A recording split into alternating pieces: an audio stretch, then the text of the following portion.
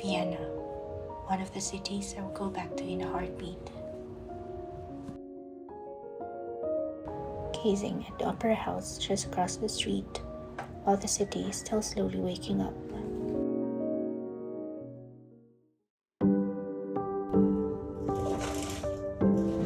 Heading off to discover what the city is most known for: art, culture, and classical music.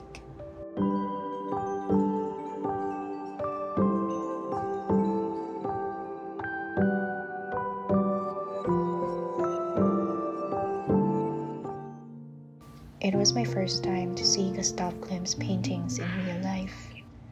They were, for the lack of a better word, beautiful. And finally, I get to see the kiss. It is mesmerizing.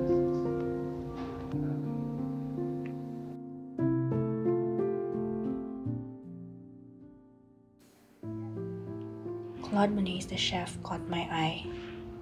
The muted color, the texture, and how it captured the character made me stare at it longer.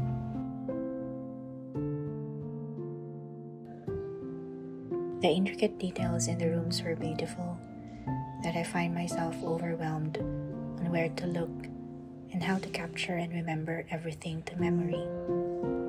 I am still in awe.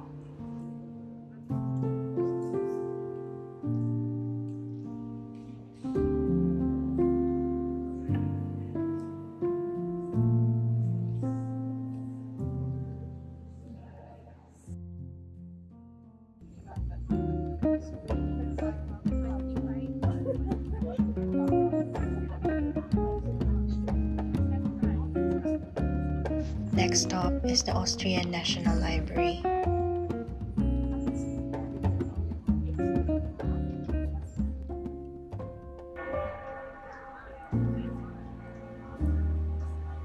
The scent of book pages on the shelves, covering the entire walls, wafting as I slowly walked in. It is breathtakingly ornate and magical. To be encapsulated in it is a dream. At one point, I was just sitting on one of the chairs under the central dome to take it all in. The magnificence, the history, and the craftsmanship that went into building and preserving something like this library. The Augustinian Church near the library holds the hearts of Vienna's past monarchy.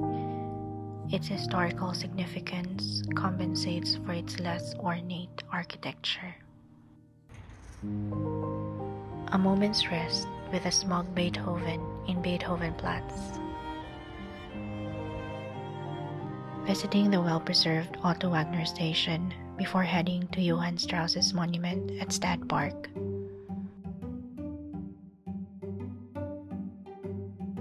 Heading to the first Del Passage, we passed by different small bookshops, Kleines Café and Mozart House. Ate late lunch at First Del Passage, and after having some rest, headed off to visit one of the oldest stationery shops in Vienna before they close for the day.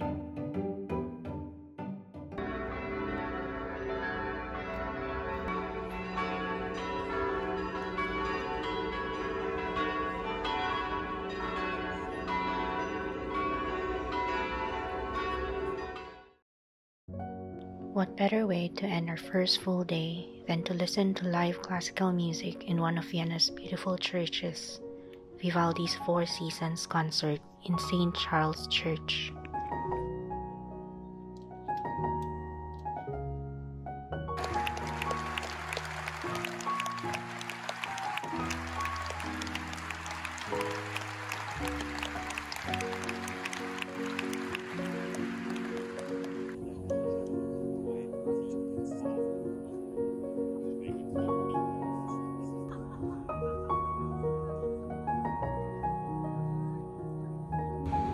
Then we had a very late dinner with a friend and her two daughters in one of the oldest cafes on the Ringstrasse. Ended up sleeping at almost 4 a.m. with an early start for a day trip to Bratislava.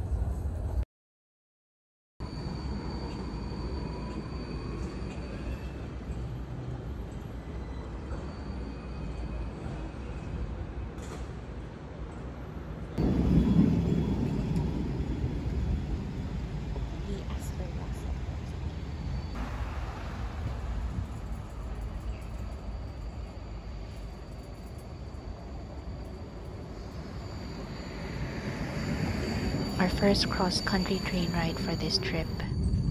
We love train rides. It's part of the fun of exploring the in-betweens. A breather from exploring one city to the next. A bittersweet realization of passing through countries, cities, towns, vast lands that we wish we'd get to stop and visit soon.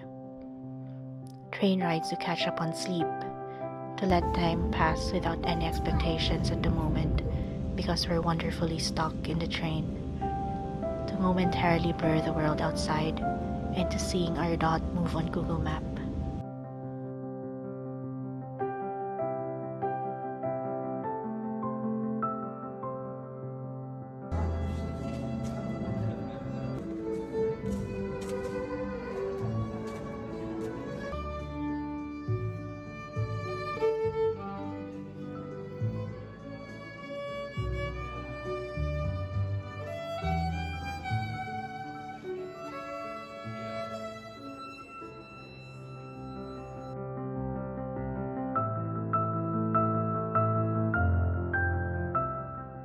Bratislava, Slovakia, our second country out of 6 we visited for this trip.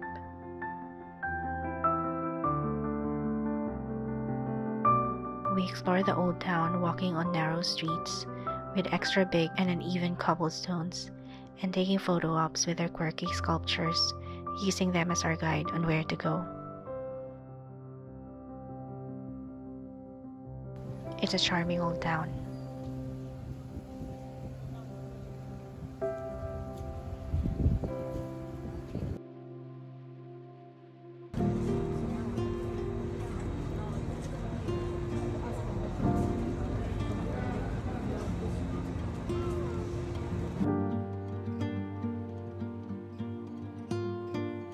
Notausgänge. Im Fall einer Notsituation auf dem Wasser benutzen Sie bitte stets den Notausgang im hinteren Teil des Schiffes, um den ausgewiesenen Sammelplatz auf dem unteren Freiteck zu erreichen.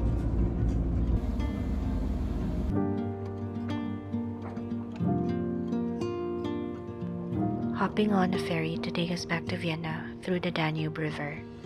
Saw a castle, interesting fishing huts with large hanging nets, and little towns that dotted the mountains just near the river edge.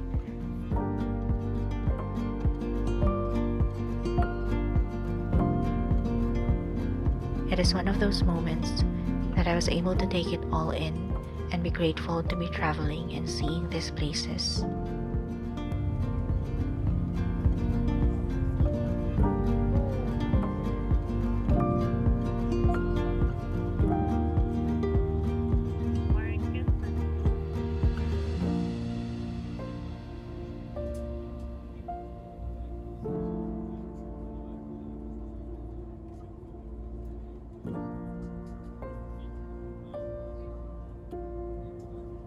Sehr geehrte Passagiere, wir sind nun in der Bundeshauptstadt der Republik Österreich angekommen und legen in Kürze an der Schiffsstation City am Schiebenplatz ab. Wir möchten Sie ersuchen, die Verlegten an Bord nicht mehr zu benutzen. Wir hoffen, Sie haben eine angenehme Fahrt und würden uns freuen, Sie bald wieder. Votive Kirche is impressive, even if we did not get to see inside, as it was late in the afternoon when we arrived from Bratislava. The intricate carved stonework in every space they can possibly put one in was jaw-dropping. It is stunning on how detailed each of the carvings were. Looking at them made me feel so insignificant and small, in a good way, in an awe-inspiring kind of way.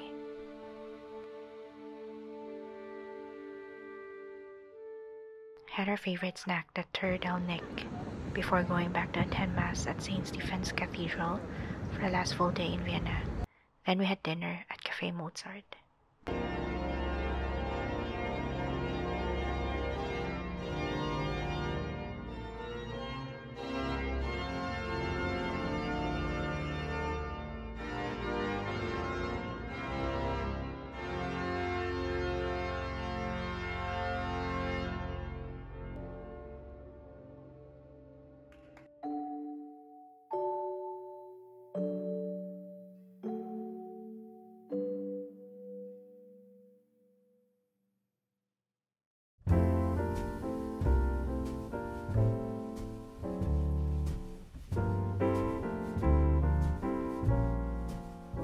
last day in Vienna.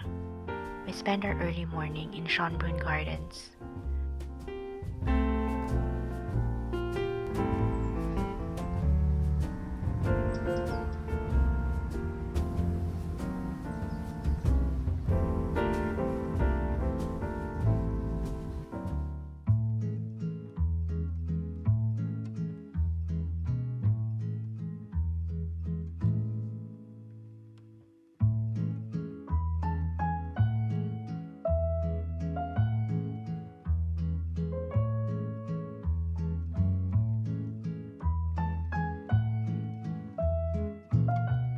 We walked up the Gloriette and had breakfast at Café Gloriette.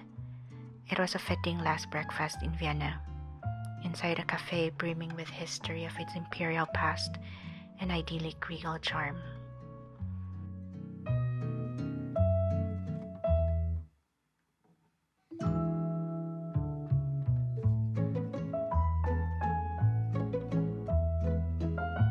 Vienna is a beautiful city, and there is still much left to discover.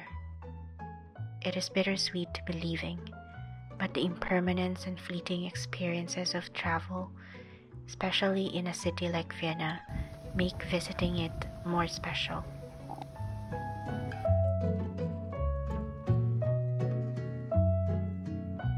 But before hopping on a train to Budapest, Hungary, one last stop is at the original Vienna snow globe factory. The workshop was filled with antique machines, original design sketches, and clips of stories behind the snow globe. I'm glad we managed to squeeze this in before heading to the train station.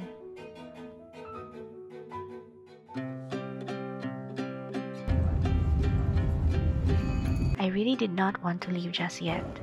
There are more places to explore and more experiences to discover. I would just have to go back to Vienna again.